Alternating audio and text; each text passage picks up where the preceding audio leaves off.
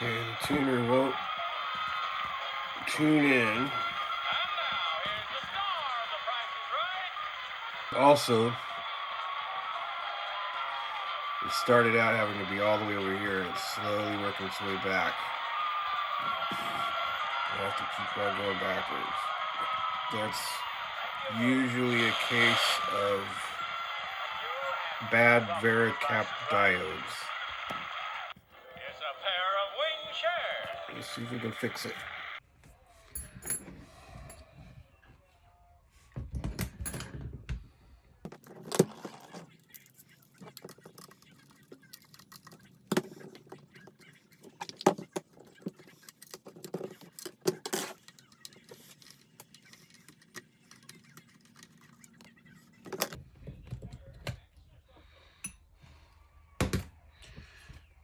This is crucial. The case will not come apart without this removed.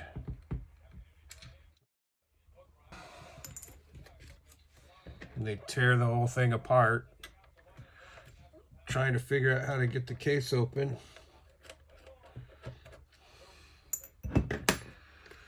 Because they don't realize that that thing needs to come off of there. You don't want to cut those off because then this is super fragile. So you're better off leaving these wires intact and not removing any of that. The switch comes off here. Okay. This looks weird because it looks like it's been opened before now because there's two different types of screws here. We have a flathead and a Phillips. So that is concerning. Yeah, and that's stripped.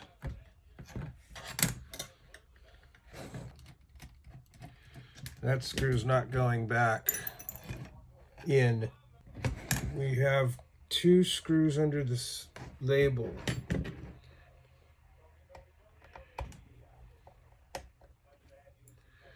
A lot of times there's also a label over these two screws.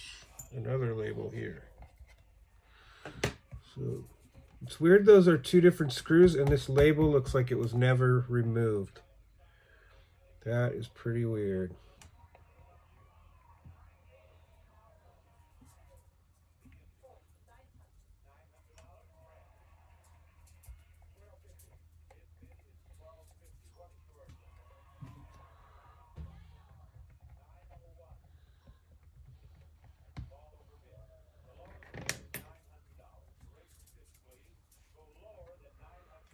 So I usually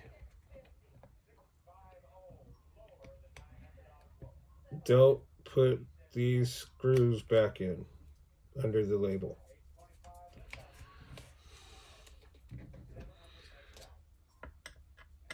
So I can take it apart if something ever goes wrong again and not have to mess with this label anymore.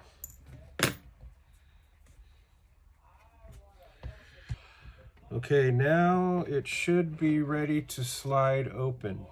Just make sure that you don't snag any of this. There, now, I usually disconnect these wires over here because if you solder over here, you're gonna melt this stuff. And if you try to remove these, this is so brittle they might break. Safer to just take the wires off right there. So we'll do that next. Take these off of here. Okay, we need these two removed so we can get this front piece off. There's also a screw here.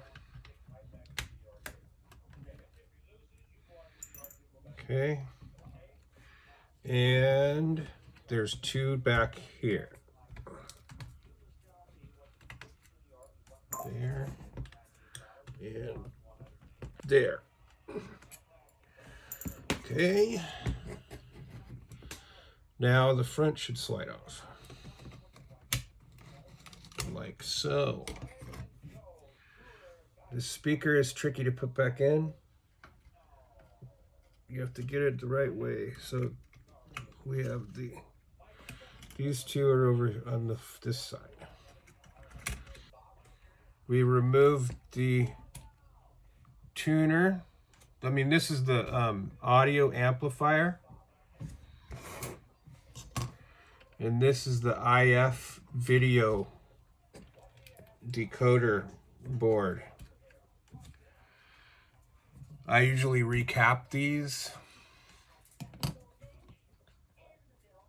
Replace all those caps. But this one's working for sure right now.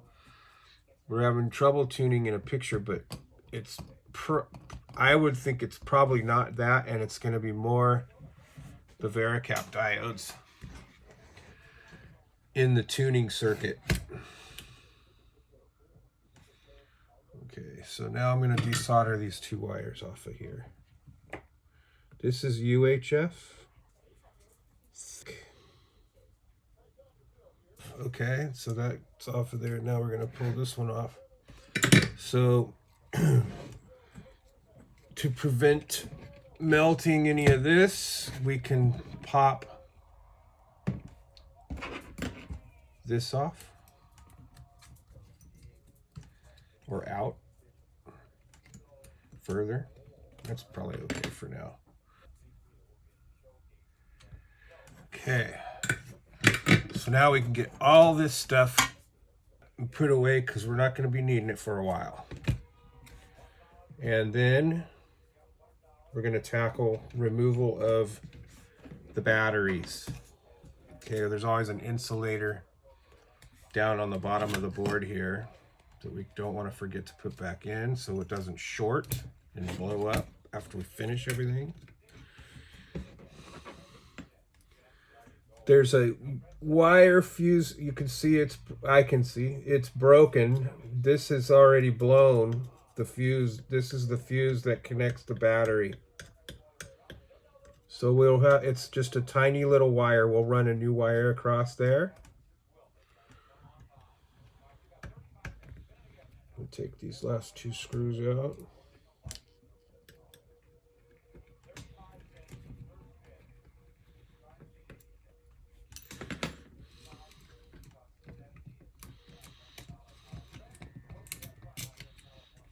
Now we can separate this board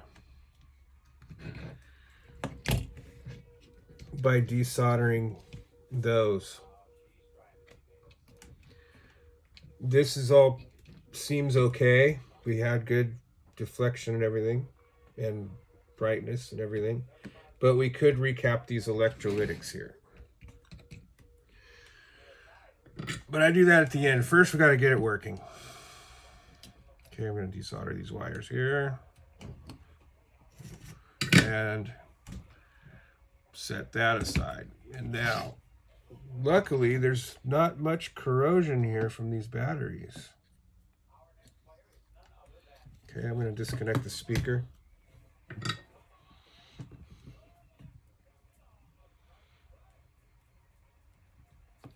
This is one of the least corroded, or maybe the least corroded one I've ever seen. It's pretty surprising. This is usually a nightmare of corrosion. Can't believe this. There's like pretty much none.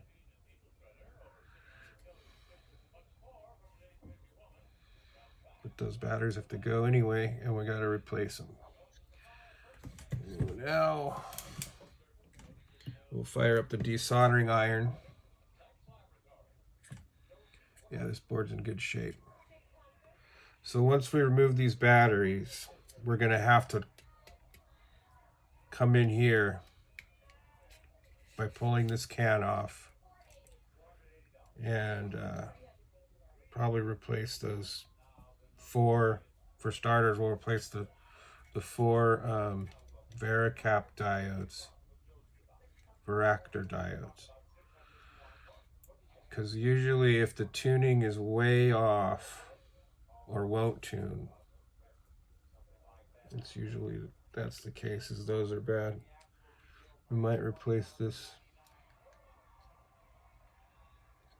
I don't know, you never know with these things, they're very finicky.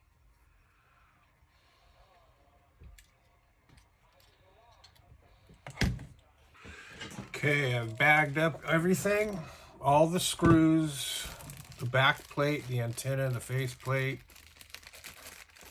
etc., because we're not going to be needing any of this for a while. I put it in here, slide this back on there, and I take this, put it like that.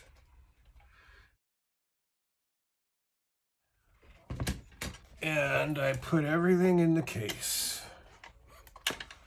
And then I be careful with these zippers, they break easy, so I usually don't zip them all the way up. I just go to right there, around there. There, now we can zip this aside. Next up, removal of these batteries.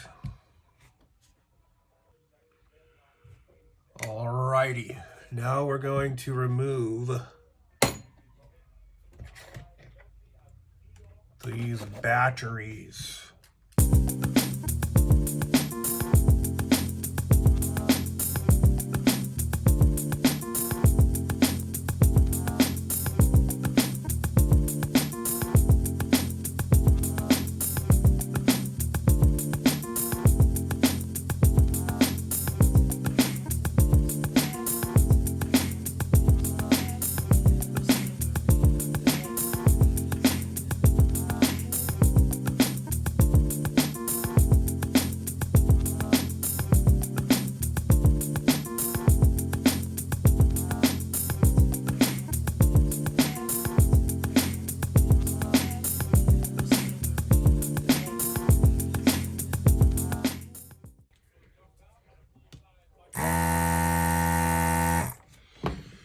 Okay, so usually these batteries are extremely corroded.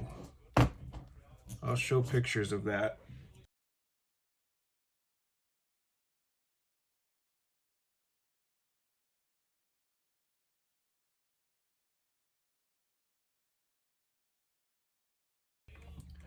And then what happens is the corrosion gets in here and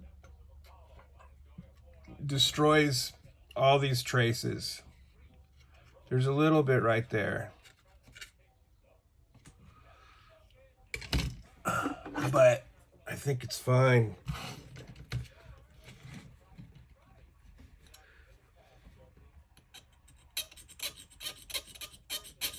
I'm just lightly scraping. Fine. This one's in excellent condition. I'm amazed.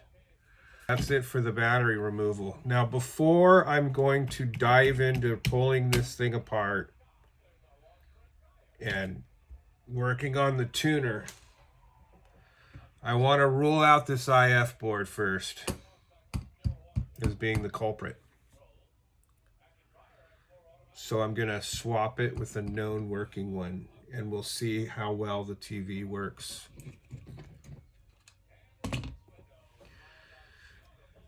Also, I'm going to, this is something I just thought of, I'm going to put a little JST connector on here. And then I can quick disconnect a speaker. Because in the past, what I've been doing, because you need the speaker so you can have sound when you're trying to troubleshoot it.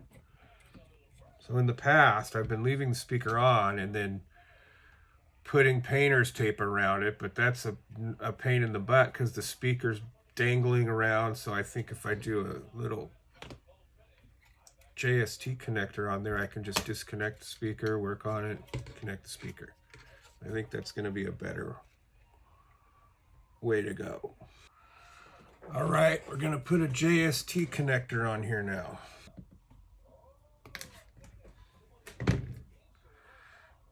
for the speaker.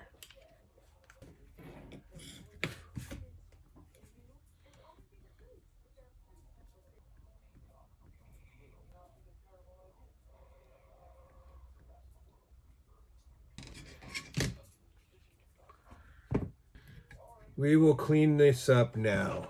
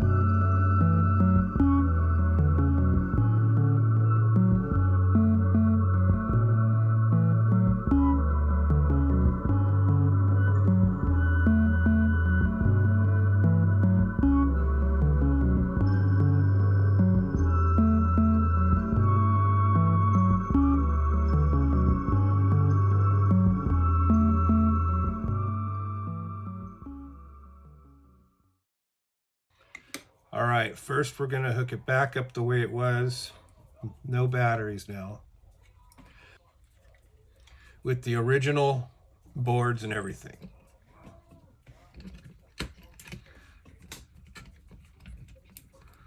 These two wires just go to this external audio out jack. You can just leave that disconnected.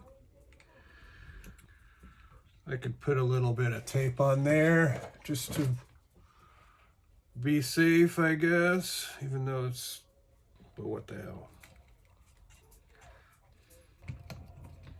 Just got to be careful when you slide these guys on with these bird connectors. So what I do is I get this hole aligned right here, get it aligned, and then I usually go for the front one here first because I can see the front connector pin, and then get those aligned in there and get the audio back on there. Now that makes everything nice and straight, so we can slide this one on pretty easily. Okay, the pot goes on the top. I just look down in there. I don't force anything. Try not to. Okay. That should be it. We can plug the speaker in. And then I have 6 volts because this link is no longer connected and we don't have batteries, the 12 volt input on the back here will not work. So we got to use the 6 volt, and it's center negative. So I'm going to plug this in and power it on. And it's pulling 158 milliamps, and we only have a weird thing going on there. We don't have any sound. So something is not right. Okay. What did we do? Wonder if it has something to do with the speaker. No.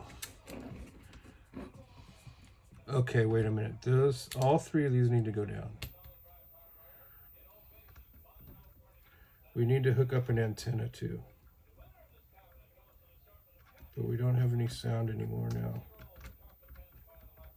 So we gotta figure out what's up with that.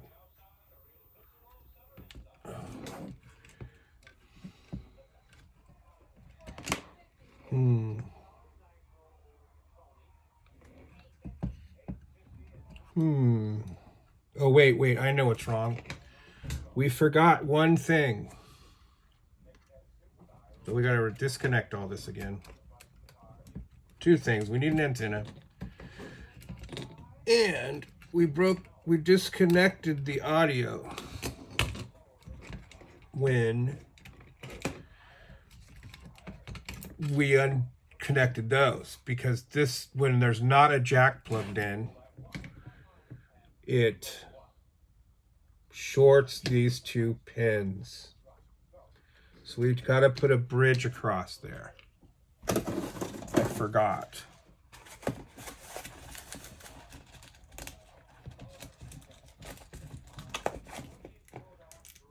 So I always save various snips from cutting off leads of resistors and whatnot. I save those. And I saved a collection of those so that I can reuse them for things like this.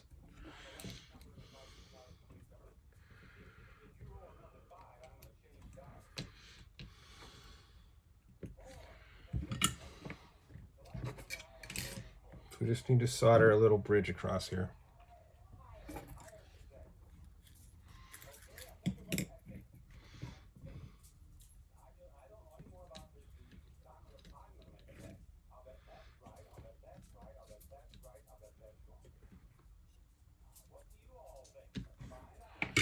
Just like that.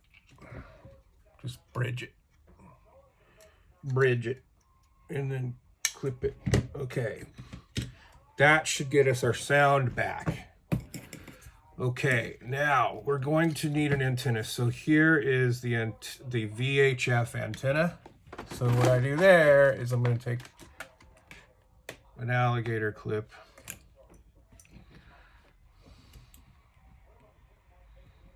And then I can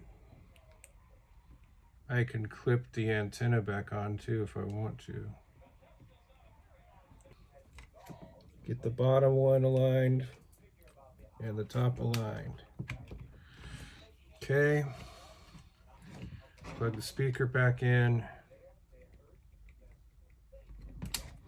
Put the power back up. Power on. Okay. Back in business. And we have a snowy picture. Now let's see if we can tune anything in. All three down in the left. This is USA. This down is VHF. This down is upper. We want to be on channel 7.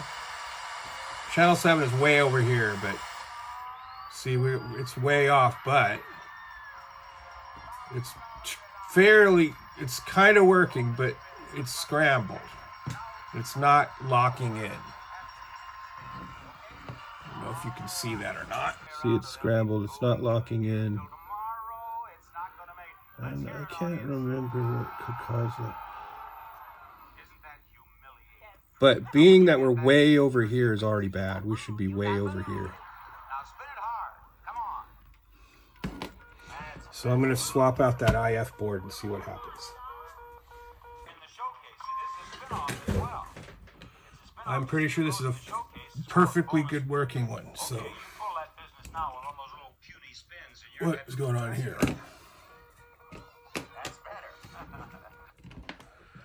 Okay. Pull this one out.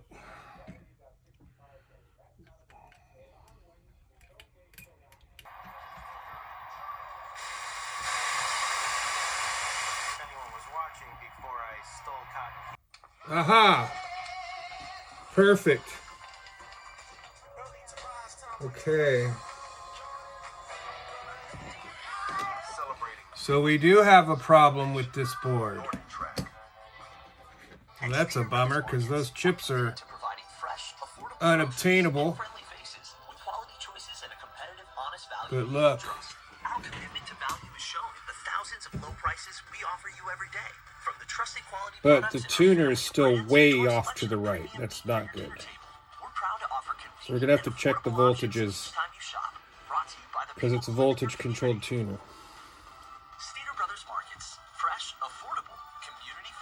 It's not drifting, so that makes me think that those caps might not be bad. This is your moment to drive home a powerful new Tacoma. Choose a $199 a month lease. 2.99 APR. I'll recap this, and we'll see if that helps. Okay, also, something that we're going to do right now, before I get zapped,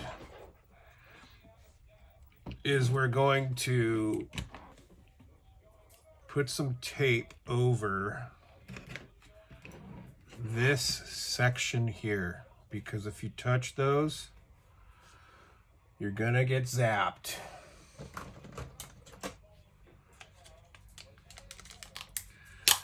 So another lesson I learned early.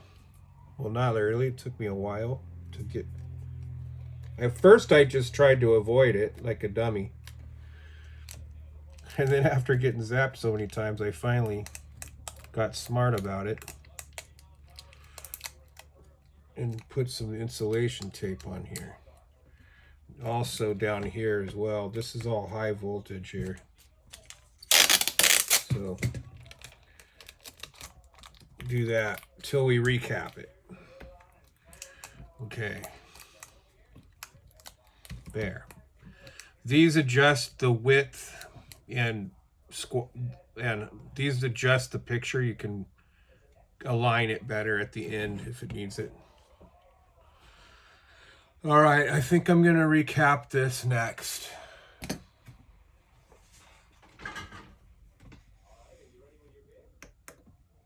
So this is my working board spare that I have. And I've socketed these so that I can swap them out and rule out which chips are bad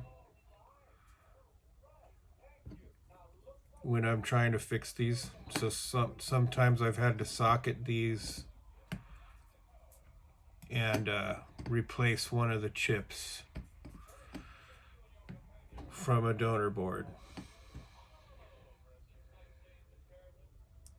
But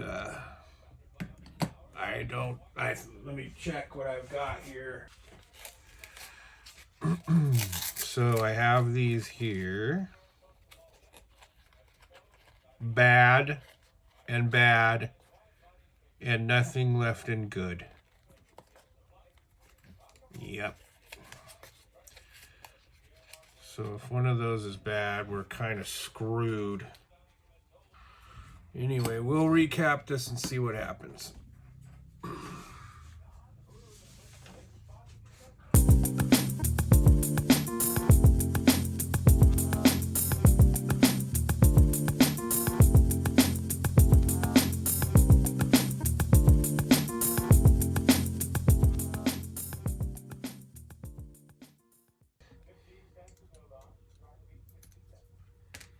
All right, all of the caps are out now.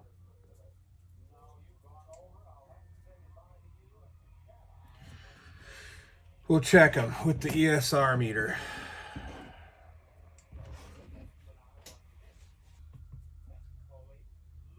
This is 22 UF, so this one is borderline.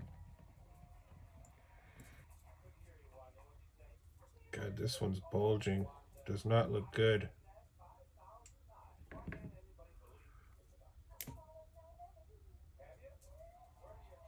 Oh, open circuit. Oh, I hope this is it. Yeah, this one's open. And it's got a gnarly bulge. That's what she said.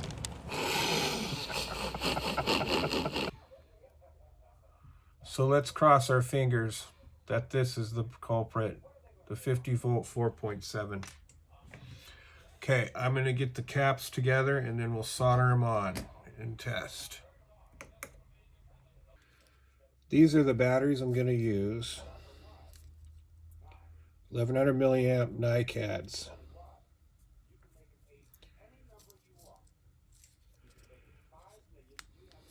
6 volts. You want to use NiCads because those are what the original ones were. These have a little more milliamps, so we'll get a little more time, run time. But the charging circuit, it's very primitive. It's just a trickle charger, so it charges at like 30 milliamps or so, 35 maybe. Slow charges. There's no smarts in it, so, but being a trickle, you could leave it plugged in. It takes like, I don't know, 18 hours or something to fully charge it.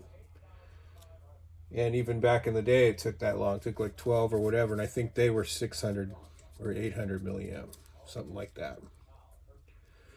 But you don't want to put anything else in there. You could get by with probably nickel metal hydrides, but it's best to just use NiCads.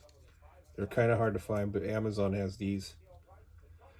So that's what we're going to use.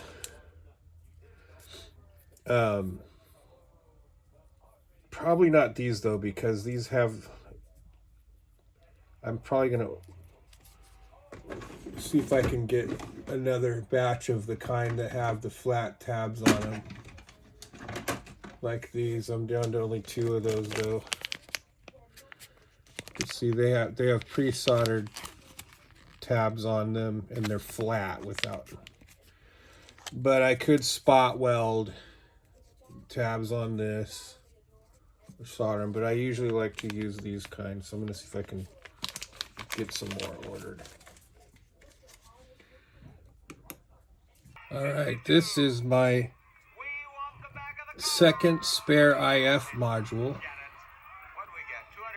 working perfectly, and the tuner's even in the right spot now.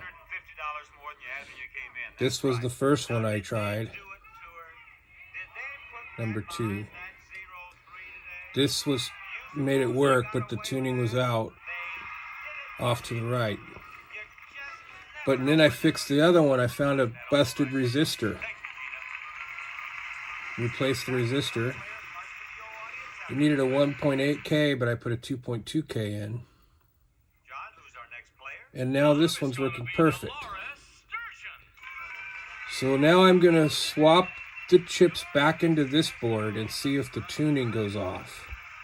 And we still have to finish recapping the original board.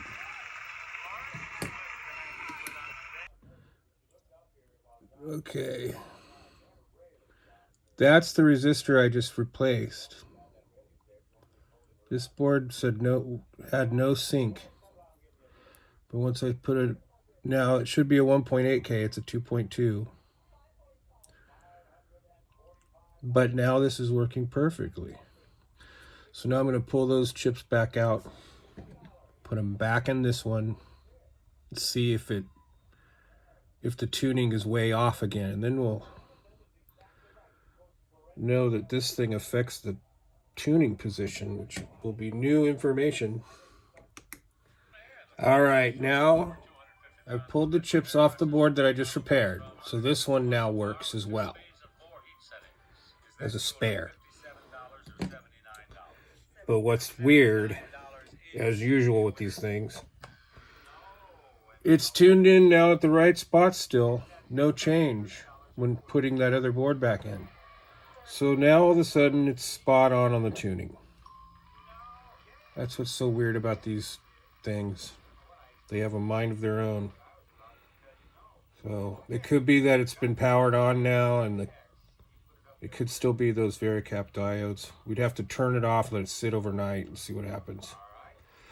But now we're going to recap the other original IF board and see if we can get it back working as good as these other two work.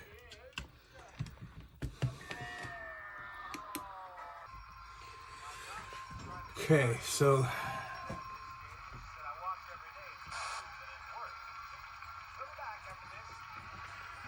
we need 34, this is showing 35 volts, which is about right. It's supposed to be 34. It's a little high by a volt. And across here we have 8 volts. So this is a resistor that changes the voltage. See, now we're at 14. So I just know that the channel 7, see, it's getting a bit scrambly again now. Not too bad, but I think we're gonna have to, I think those diodes need to be replaced.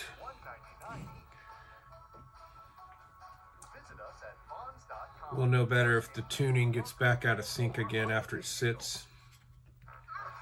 But anyway, it's all voltage controlled tuner. So around 7-8 volts is channel 7. And we're reading 8. So if there are problems where it's not tuning into anything at all, the first place to go is to the main deflection board.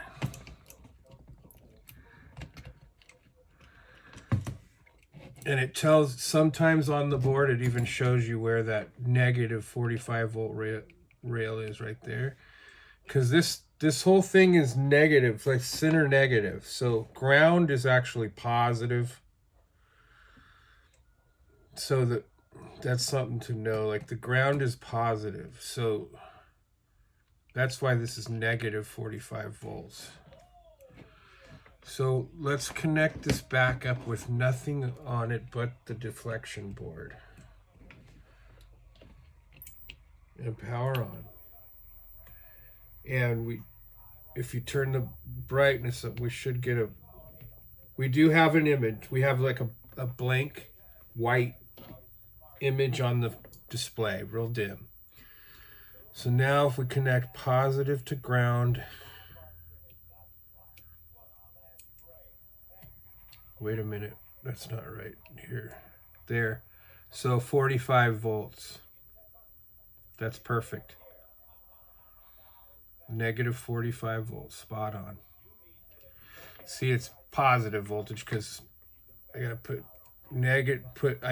negative on the ground and then on there, and then it'll show negative 45. So that's spot on. When there's problems on here, like if you don't even get anything lighting up just as it is right here like this, there's a good chance that it's this transistor right here has blown. I've had to replace that a bunch of times. And also that diode right there can be blown. And that's from, if there's something shorts or something, those go. So that's the first place to go. And then recap it. And then I've had some of these transistors go bad too.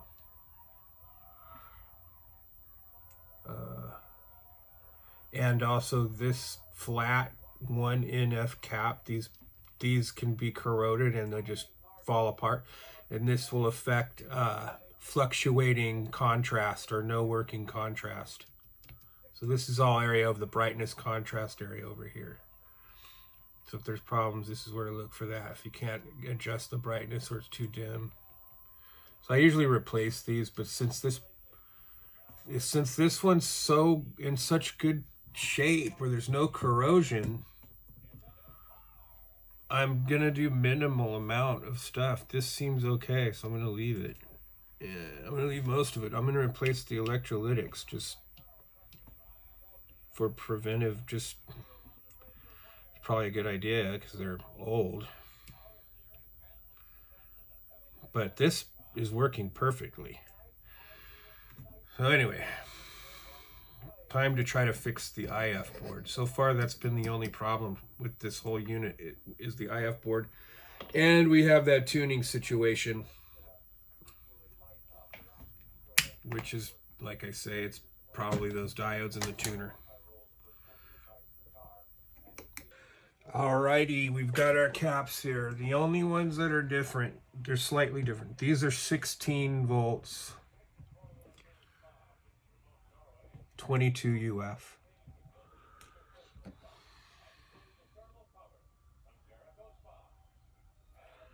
And the originals are 10 volts. That's fine. So we have a 4.7 50 volt, two 16 volt 22 UFs, and one 50 volt 1 UF. So we might as well ESR check them. Okay, let's check them away.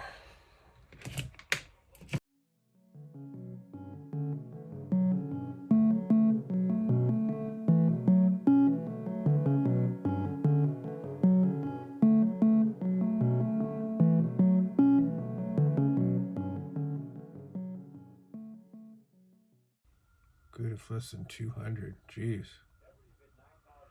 Plenty good. All right, let's put it in and see what happens.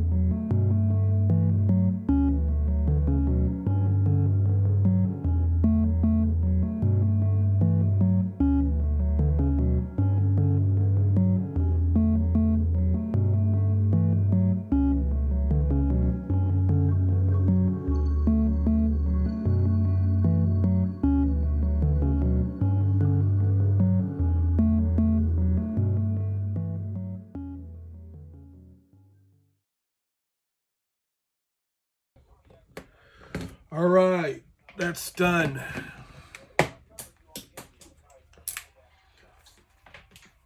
Okay, so let's try it.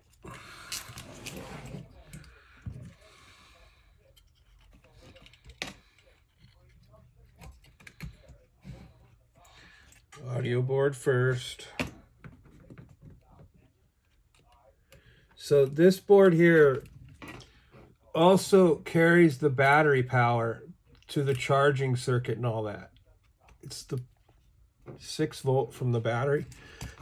So if there's a problem with the battery not working or you're not getting power when you try to run it on battery only after we do the battery, this could be affecting it in those Berg connectors and stuff. So sometimes when you have really bad connectors, again, this board's in really good shape, but yeah, these two pins are the power to the battery coming from and to the battery from the main board, from the charger and everything. These two pins carry up to here to charge the batteries. Let's give it a try. We'll connect our antenna back up. This only uses about 130 milliamps. It's at 138. it's fixed. That fixed it. So now we have a good picture. It's working. Yeah, it's in the right tuning position. The picture looks great. So this has been an easy one to work on. Okay, here's what we're going to do next. We're going to finish recapping the electrolytics. So we'll start with the audio board. Okay, this one, the pad is slightly lifting, so I'm going to try to push it down.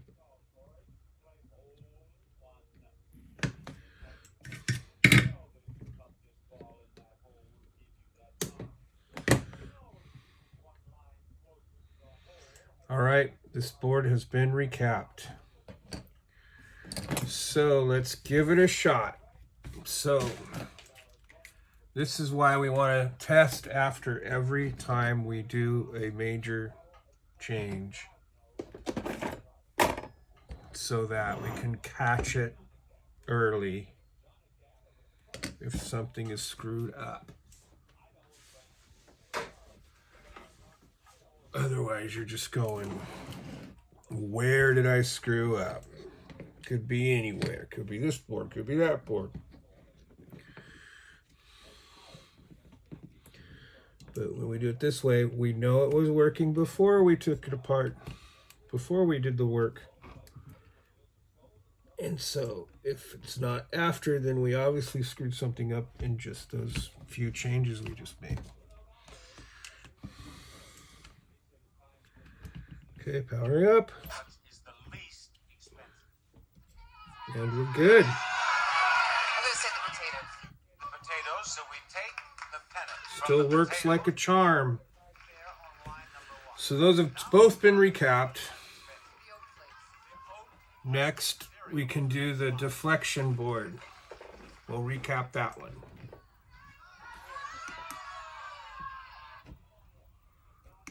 Okay, we got our caps. So there's one on here that is 63 volts.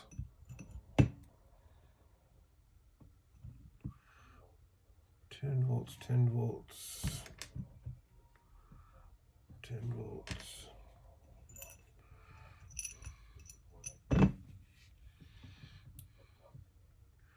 4.7 UF, 63 volts.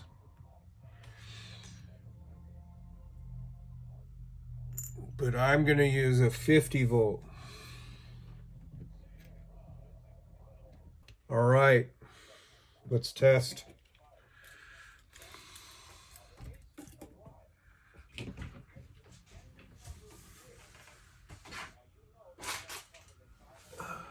And then we'll do this final cap.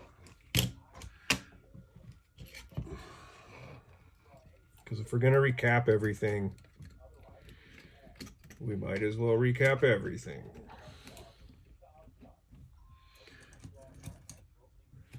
I just don't like recapping that one because you can't get to the pads without removing the UHF can, the whole module thing, which would be a nightmare. So it's not worth it for a cap that probably doesn't need to be replaced anyway.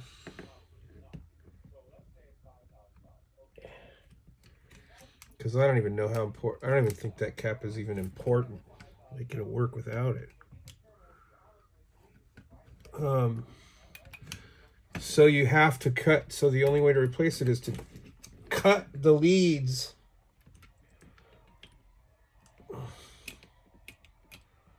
on the original cap and append a new cap onto the leads. It's really the only way you can really do it without having to pull the whole freaking board apart.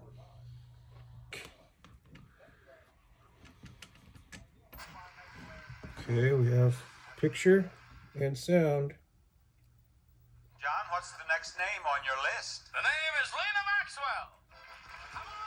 All right. Still fully operational.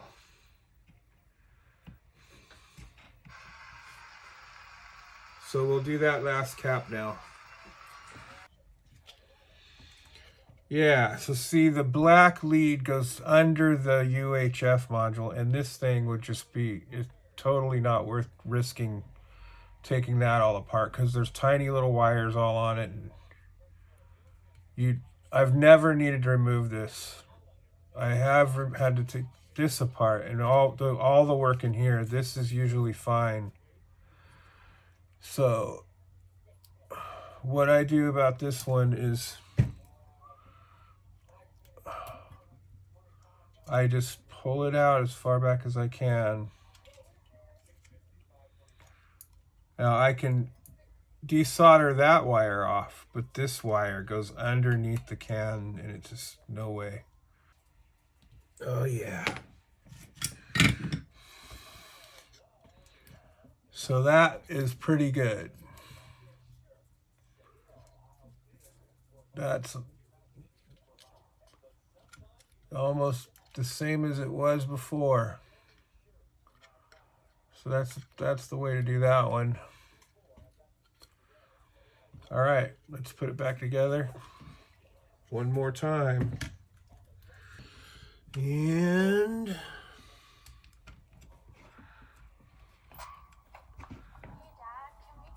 Sure, what's up? good as new. It actually seems to be working a little better. The tuner's not as finicky. Okay, so here's where we stand now. It's working perfectly. The tuner's in the right spot, which channel 7 is right to the left of the third button, which is exactly where it is. It powers on immediately. Picture comes up right away. So it needs to sit powered down overnight. And if it comes up and works, then I think I'm not going to mess with mucking with the VHF tuner circuitry. If it ain't broke, don't fix it, is what I'm saying, because that thing is finicky as hell. So if it starts messing up later on, then I'll replace those Vericaps. So there's 4 Vericap diodes, and then there's 4 pin diodes, and then there's 2 or 3 transistors. And the Vericap diodes are not labeled, but I found out what they are finally. When one with these I worked on had them with labels on them. So I have a whole set of all those diodes and transistors to rebuild the entire VHF circuit. But if it's working fine, then I don't think it's worth messing with and risking it screwing up. So we'll check after 24 hours if it comes up and it's tuned in. I have a feeling it won't be. I have a feeling it's going to be all the way shot to the far right like it was when I first powered this up. But we'll check. And then we're going to rebuild the battery pack. And then make sure all that works, and then we can put it all back together again.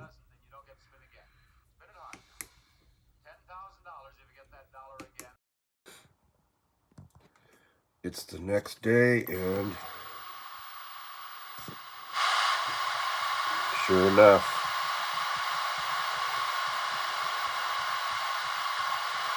no more picture.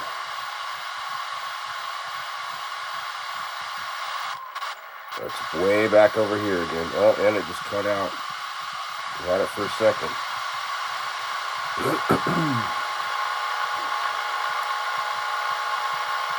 So